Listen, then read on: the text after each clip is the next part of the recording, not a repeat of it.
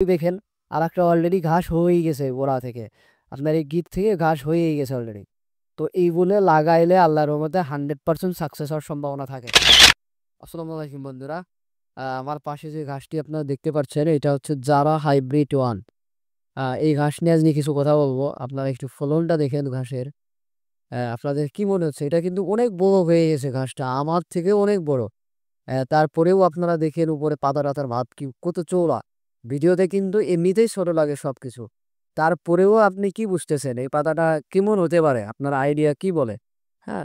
দেখেন কি ভাব এর আপনারা যারা আসলে গরু, ছাগল পালেন, আপনাদের অনেকেরই ঘাস আছে। কিন্তু আপনারা যেইটা আসলে রোপণ করেন এইটা হচ্ছে কাঠির মতো। একদম অনেক শক্ত, আ খায় না, ডগাগুলা খায় না। আর আমার এই ঘাসের আপনার ঘাসে মানে পাতার থেকে আগে এর যে ডাঁটিগুলা আছে, ডাঁটিগুলো আগে খায়। আপনি দেখেন ফলনটা দেখেন কি চমৎকার ফলন। আর এই ঘাসটা অনেক নরম এবং মিষ্টি। হ্যাঁ? আপনি পাতাটা একটু দেখেন।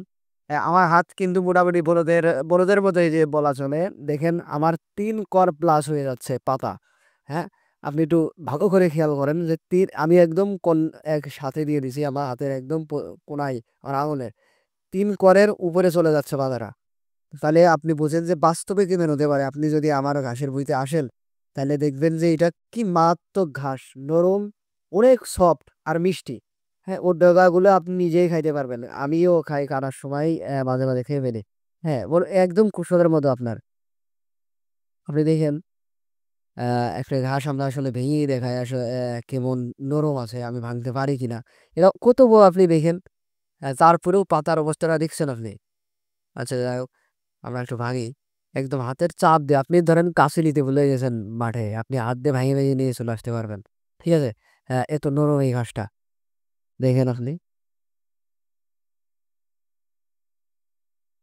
দেখছেন কি অবস্থা ঘাসের। আর এই দেখেন গিটের অবস্থাটা আপনি একটু খেয়াল করেন। দেখেন এইখান থেকেই কিন্তু চোখ অলরেডি একটা বের হয়ে গেছে। মানে ঘাস বের হইছে। এই যে নিচে আরেকটা বের হইছে। শিকড়-টিকড় বের হয়ে গেছে ঘাসের। আমি এইটা আসলে অনলাইনে সেল করব এই উদ্দেশ্যে কিন্তু ঘাসটা আমার বড় করা। একদম প্রস্তুত করা।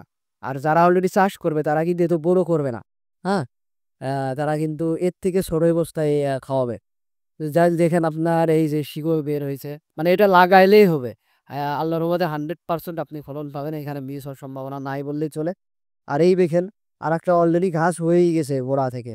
আপনার এই গিট থেকে ঘাস হয়েই গেছে অলরেডি। তো এই বলে লাগাইলে আল্লাহর রহমতে 100% সাকসেস হওয়ার সম্ভাবনা থাকে। তো আপনারা যারা গরু ছাগল পোষেন, আপনাদের ঘাসের প্রয়োজন আছে। আসলে ভাই ঘাস ছাড়া হয় না। ঘাস লাগবে। আপনার গরু ছাগল থাকলে ঘাস লাগবে। তো এরকম উচ্চ ফলনশীল এবং ঘাসে ভরপুর আপনার যদি এই ধরনের ঘাস লাগে তাহলে কাটিং এর জন্য আমাকে বলতে পারেন। আপনার যত কানি লাগুক আমি দিতে পারবো আল্লাহর রহমতে। আ আপনারা আসলে এই কাঠি ঘাস চাষ না করে যারা হাইব্রিড এটা মোটা ঘাস এবং নরম, অনেক মিষ্টি। আপনার পাতার চেয়ে আগে খাবে ডগাগুলো।